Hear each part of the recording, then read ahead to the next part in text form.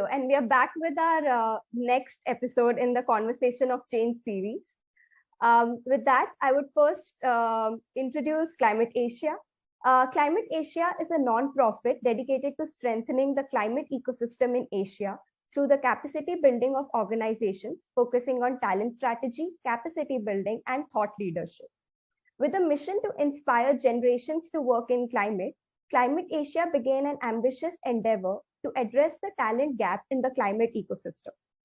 We have launched the Conversation of Change, a video interview series centered around one of the most pertinent crises of our time, climate change. Conversation of Change attempts to synthesize perspectives around climate action, skills, talent, and journey of various climate leaders and their role in the climate ecosystem. With that, today we have a very wonderful guest and speaker, Dr. Shannon Olsson.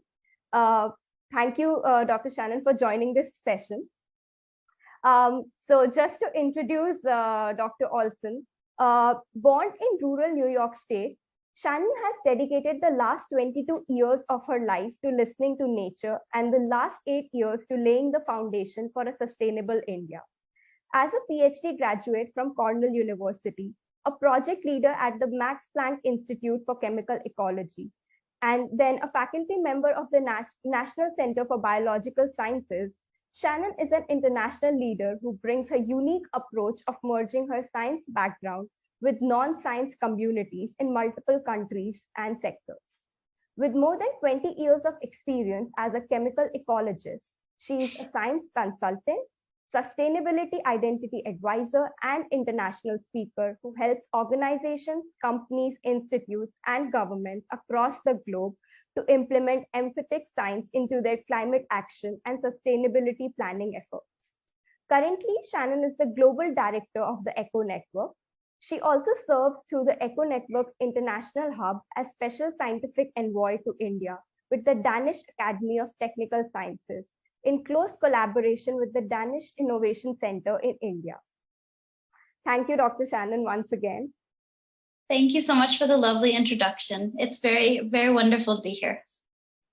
With that, I will move on to our very first question of the day. You are the global director at ECO Network, the scientific envoy to India, along with being the faculty at Natural Science for Biological Sciences. What does a typical day of work look like for you, and how would you describe the work done at ECO Network as well as at the other places? Yeah, so they sound like very different things, but they're, of course, heavily related to each other. So my first position that I've had for the last 8 years has been as a faculty at NCDS, Tata Institute of Fundamental Research in Bangalore. And I've been a scientist there, a chemical ecologist. And so, I mean, that has been my job, my sole job, until 2019, when I had the chance to meet with the principal scientific advisor to the government of India. At the time, it was Professor Vijay Raghavan. And he and I talked about ways of trying to get our science into society. And maybe I can talk about that a little bit more later, what I mean by that. So, you know, we just started seeing if there was interest for this kind of work of getting people to talk to each other and engage with academics and engage with scientists and find out ways to get science to really work on the ground to address current issues that India is facing. And we grew super fast. So we went from basically 2 people, the PSA and myself, to over 1,800 in about 2.5 years, which is super fast, and we are now in 39 countries. And as part of that, we have been fortunate to receive support from the Novo Nordisk Foundation to create an international hub, which allows us to bring international voices into the picture and bring knowledge from other countries and have them, more importantly for me anyways, learn from the experiences and the knowledge and the wonderful ecosystems and environments we have in India as well, and create a bit more of an international exchange of ideas. So those are how the 3 positions fit together. A typical day, I still have several students at NCDS and 2 postdocs. And we work on projects ranging from the effect of air pollution on our pollinators in cities like Bangalore to the effect of microplastics and how it's affecting our ocean animals and what our ocean animals may do to maybe serve as markers or bioremediation of that, to working on how climate change is affecting vulnerable areas like the Himalayas. So that's the research that we do, and that feeds my work in the network every day, where I work with this fabulous team of all women. Our leadership team is all female, which is fantastic. It just happened that way. And they run these different pillars. We have 3 pillars to our organization. We have the awareness pillar, which is where we try to reach out to communities of all types. And bring awareness of these issues, and try, more importantly, to raise awareness of what their viewpoints are, what they think is important, and what their concerns are. Back to our organization, we have an engagement pillar. I should say the awareness pillar is led by Digangana Mukherjee. Our engagement pillar is led by Tina Petrau, and she actually is in charge of keeping our 1,800 members connected, reaching out to new people, bringing them on board, making curated introductions so we get people talking to each other and we connect people better together with workshops and other events. And then Akshata Pradhan is our head of insight. And that's where actually we try to take these engagements out into real world research projects that have on-ground impact in communities. So that's what our network does. And the work that we're starting with our international hub is to bring some of the international insights into this and have a two-way sort of communication where they bring some of their knowledge of sustainability on the global stage. And also, as I said, they understand what it means to be sustainable in a country like India, because I think the way the West, where I was born and grew up, and the way we look at sustainability in a country like India is very different. And we have to start bridging these gaps to really address the problems that both my organizations and Climate Asia wants to find solutions for. That's really, I mean, wonderful to hear, Dr. Olsson. It's just amazing the work that you're doing along with this all women's team and this wide network.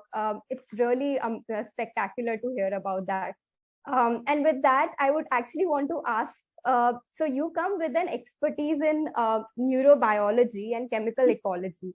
So how would you describe your career journey into this space, and what were your key learnings? I can sum it up into one word. It's listening. Okay, that's something that my entire field is dedicated to. Chemical ecology, it sounds like a very specific field and a very narrow field. And in some ways it is, but it's actually the fundamental language of nature, in fact. So everything is made out of chemistry, right? Every living being is made out of molecules. And not everybody can talk to each other, like a plant can't talk, right? A bacteria can't talk. But every living organism uses molecules in chemistry. And so this is how they communicate with each other, is through the use of molecules. So, I mean, a simple example is chili pepper, right? That heat from capsaicin that you get from the chili pepper's way of saying, hey, maybe you should not eat me, even though we don't listen to this very well in India. But it's because when mammals like humans and also small mammals like rodents eat chili peppers, we destroy the seeds so they can't germinate. Interestingly enough, birds don't taste capsaicin. So chili peppers are not hot to them. Have you ever seen parrots in India? They love chilies. And that's because they're not spicy to them. They don't have the ability to taste the spice. And birds are amazing germinators of the seeds. So when it passes through their systems, then the seeds germinate quite nicely. So that's what chemical ecology is. It's the communication of our living world. And through my efforts on that, I learned that, that our world is being disrupted very much by our human activities. And we're changing this very language itself and how our organisms talk to each other. And I realized that just like I have learned to listen to nature and listen to these conversations that our plants and animals are having, we also need to listen to each other and listen to what we as people are doing, because climate change, climate action, sustainability are people problems. I think we think of them as environmental issues. They're not, they're people issues. And that's why I'm so excited by an organization like Climate Asia, because that's what you focus on. And I fully agree that this is a people issue. So listening is the most important lesson. Listen to what others have to say, listen to their perspectives, understand their values and where they want to go. And rather than telling them what to do, you work with them and walk alongside them and find the solution together. That's what nature does. And I think that's what we have to do as people as well. That's some really wonderful points, Dr. Olsson. I mean, the way you mentioned that everything is, made for chemistry, and there's it's just climate being a people problem. That's such a crucial point, and listening is so important in today's time, especially the way the climate crisis is booming. Thank you for mentioning this. And so when it comes to your expertise in the climate space and your studies on topics like the impact of air pollution on our wild animals and insects and the effect of climate change on our ecosystem services, what are the essential skill sets required to be working in these areas? Oh, that's such a good question. And I guess my simple answer is I'm not sure, because I actually think many skill sets are needed right now. I think that, for the kind of work that I do in a lab, I'm a scientist. There's definitely scientific skills, analytical skills. So, someone who goes into a STEM career path, has a biology background or biotechnology or engineering background would be perfectly suited to not only assessing the effect of climate and anthropogenic human effects on our planet, but also finding ways to solve them and finding solutions for them. But we actually need all sorts of people. We need artists who can depict the human aspects of our interaction with nature and what we're doing, and also the ways of solving that. That provides communication. Visual artists and dancers and singers. We need sociologists who can talk to people. We need historians who understand the historical aspect of it. I honestly must say, I cannot think of a single career that doesn't fit in some way to addressing this issue. And I think everyone is needed right now. And that's kind of the message that our network is trying to send out, is that we all have a role to play. We all have importance. We all have value to solving this problem. No matter who we are, we could be a shopkeeper, a farmer, or a CEO. Everyone has a voice, and that voice is desperately needed. So when you ask about skill sets, I think there's many skill sets needed. And the exciting thing for me, working in a country like India, I see more and more opportunities coming up all the time for young students, for example, from all aspects of their careers, to work with NGOs, to work with companies, to work with institutes. There's many opportunities coming up, and more so. So this is an exciting time, I think, to be a young person who's interested in this space. That's some really wonderful advice, I think, for our larger audience. And with that, this thought comes to my mind, how every job is actually a climate job. So it's just really nice what you mentioned, that they can be transferable skills that people could actually use to come into this space and contribute. Thank you for mentioning that again, Dr. Olsson. And so you've also worked very closely with grassroots level stakeholders. And now that COP27 is in progress, what do you think is the scope and relevance of policies made at the global level for these stakeholders? Yeah, I'd like to answer your question in a slightly different way, because it's been something that's recently happened for me, being having our international hub and having the chance to work more internationally. I've been very focused on India for the past 8 years, and India is still our focus. But I've been able to be exposed, I think, to some of the conversations that are happening at the global stage, and also, I would say, when global leaders talk to Indian leaders as well, both industry leaders and government leaders. And I see that there is, if I'm really honest, I see that there's a bit of a rift, actually not a bit of one, a big rift between the way we're talking about issues of climate change and sustainability on the world stage and what is happening on the ground in India. And, the fact of the matter is, most of the conversations we're having globally and even at COP27 are all about reducing consumption, reducing greenhouse gases, reducing carbon usage, all of these things, right? And that's a real problem. And I'm not trying to say, I come from America. America is the biggest culprit out there. So no question, okay? That's an important issue. But in India, most of our population isn't sustainable, not because we overconsume, but because they underconsume. They don't have sufficient livelihood to make their basic needs met. And that's a completely different way of thinking about climate action and sustainability. It's about building resilience of communities.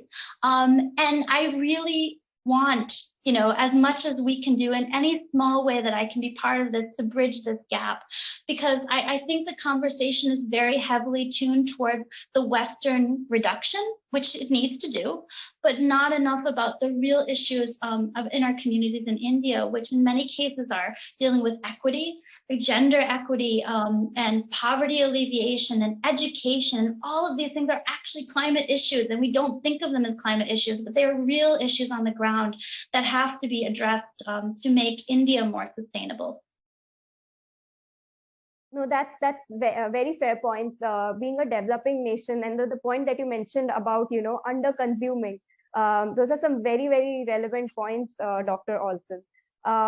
And thank you for mentioning those. And with that, I actually wanted to ask a follow-up question. So, in your TED talk, that is TED Chennai, and the talk at TED Mai, so you highlight AI-based tools like virtual reality to explain how empathy can help us understand and protect the natural world, as well as the viewpoint of animals that can help us understand our role in Earth's future. So how do you come up with these unique ways of envisioning, and how do you think it has helped in changing the perceptions of people towards nature? I talked about listening. And the reason that we need to listen to our natural world and also to each other is to create that empathy, right? Empathy is a skill. And we talk about it a lot. I hear a lot about empathy and people say I'm very empathic and things like that. But the thing is we need to be able to understand the perspectives as best we can of people around us, because everybody has their own story to tell. And I can't possibly know what it's like to be a farmer in a rain shadow region of Maharashtra. I can't. I've never been one, right? But by listening to them, listening to their stories, I can at least begin to understand the emotions and the connection that they have and the needs that they have. And that's really, I think, what we tried to convey with nature, is that, you can't understand what it's like to be a honeybee or a tree. That's not possible, right? But by using these tools like virtual reality, observing them, just sitting and watching a bird, right? You can maybe understand a little bit about their lives. One of my favorite quotes is by a man named John Muir. He was an American who was a very important person in the U.S. park system. He created the U.S. Park Service in the U.S. And he talked about this multitude of animal people who are going about their business, right? And I just always think about that. I love that he calls them animal people, right? And personifies them, because it's true. These animals and plants around us, they're going about their own business, right? They're not paying attention to us. They're living their own lives, right? But we're having enormous impact on those lives. And so by taking that moment to understand that nature and what they're doing, what lives they are living, I think that brings us closer to understanding our effect on them, and hopefully, I hope anyways, how to mitigate that effect and to live more in harmony with our ecosystems, which is my ultimate goal of my research, is to find ways to do that. That's so wonderful to hear, finding harmony with the ecosystem, and also what you mentioned, how empathy is a skill. Thank you for mentioning those really beautiful points, Dr. Olsson. So this year, as you know, Bangalore witnessed some of the most destructive rains, flooding, which also resulted in health diseases. People couldn't commute to their offices, all those problems. So with that, the Eco Network has a One Health City initiative for the city of Bengaluru. Now, as health becomes a more significant issue, can you tell us about the functioning and vision behind this pilot project? So our network and myself are a very, very tiny part of this huge initiative. It has so many wonderful organizations and companies and institutes in Bangalore as part of the Bangalore Science and Technology Cluster, which is a PSA initiated program. There's many science and technology clusters all over the country. As part of that, but it's also bringing in stakeholders from all over the city and also even all over the country, and insights from people across the world. So we're just one tiny part of this. One Health is this really beautiful and very, very vital concept that our health and well-being as humans is inextricably tied to the health and well-being of the animals around us, not only the pets and livestock that we take care of, but also the wild animals around us. We know this from zoonotic diseases, right? Almost all diseases that we have are coming from animal sources, mosquitoes and wild animals of various types. So paying attention to their health and well-being is very important, but also the environment well-being, right? Because as we learned from climate issues, it's also about how the air and the land and the soil and the water around us is healthy, because that also drives our health as well. So One Health is this concept of understanding those linkages and trying to create a monitoring systems and feedback systems that can identify, outbreaks, it can predict outbreaks of diseases or other issues that relate to human health and mitigate them by addressing the animal or environmental or human issues involved. So it's a huge job. It requires so many people to work together. We're trying to pilot this in a ward in Bangalore and then scale it up we hope to make a template that is adoptable by other cities in India. We'd like to make India a progenitor of using One Health strategies because it hasn't been used on a large scale really anywhere in the world, although it's an old concept that's been around for a long time. Yes, that's really wonderful to hear about One Health, and I agree with you where how the zoonotic diseases are now increasing with the more and more interaction that has been happening between humans and animals, of course, due to the destruction of the wildlife. So those are some really interesting points that you mentioned, Dr. Olsson. Thank you.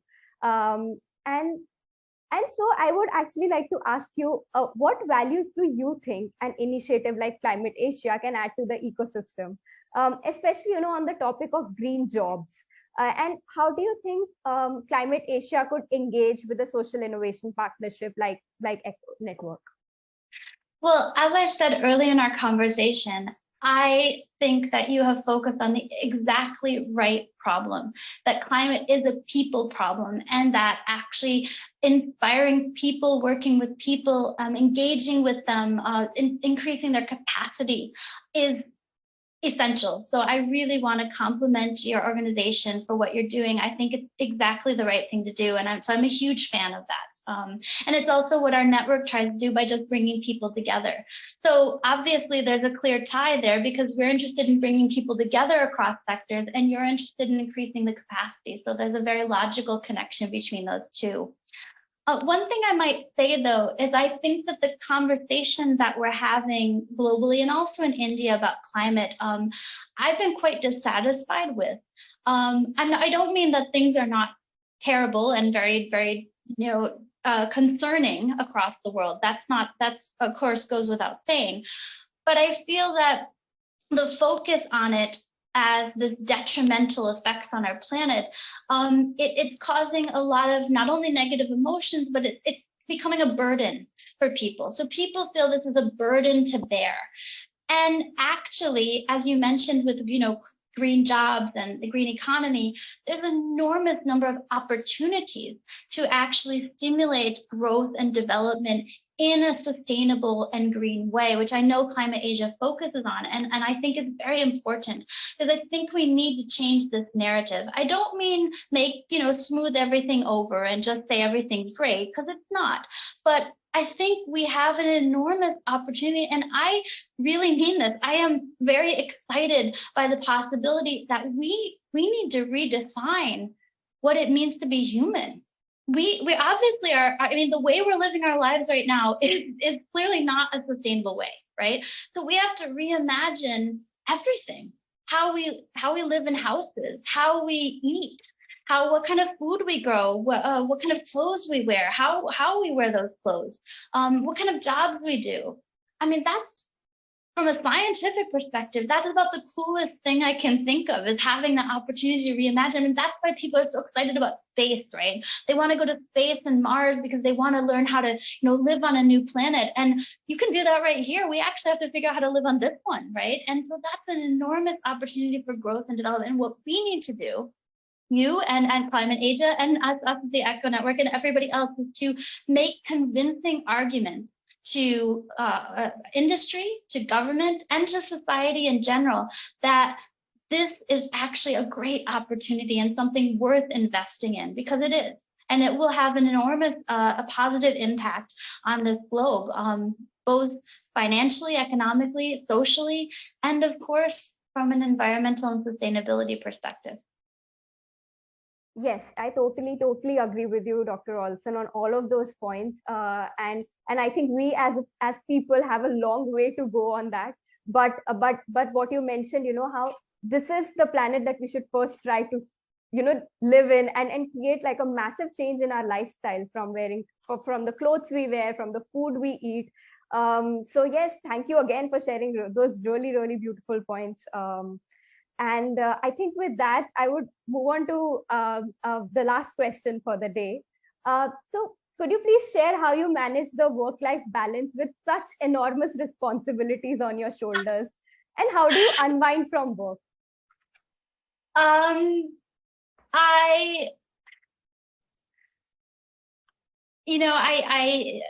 I've thought about this a lot. I think I'm the worst person to ask for this. I don't think I do a very good job.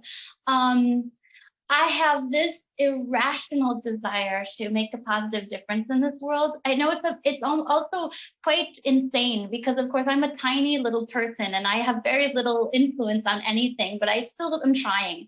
So I devote enormous amounts of my time to trying to figure out ways of doing that. How can I help? How can I be useful?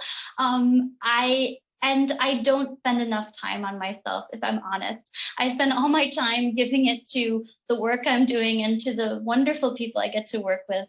And I don't do a very good job spending. That is my biggest flaw. And it can cause problems. And it's some advice I always give to people around me, is that, if you don't take care of yourself, you can't take care of anybody else either, right? But I am very fortunate. I have a fantastic husband who is super supportive, who gives me the time I need. He helps with all of our, the child rearing and the housekeeping and everything around the house. I have a beautiful daughter who's my greatest inspiration, and who's also been incredibly understanding with mommy's travel between India and Europe all the time, and who understands why I do it. So I would say that's how I unwind. My family is the source of my strength. They're the source of my inspiration, and they're the reason I'm doing all of this, to be honest. No, that's actually pretty true. Having a supportive ecosystem is so important, and so it's just amazing to hear this from you. And Dr. Olsson, the amount of work that you've been doing. As you mentioned, being a tiny person, I'm sure it's not that. Every individual's contribution, especially to this issue, is so important at this point in time. You are correct. And we're very, very glad with all the work that you've been doing. And it's amazing to listen to all of this. And thank you so much for joining this session with us today. It was absolutely wonderful. Oh, and I've enjoyed it as well. And really, I wish Climate Asia all the best, and any way that, that our organization or I can help you to do your jobs better, I would love to make that happen. So thank you so much for doing what you do. Thank you so much, Dr. Olsson.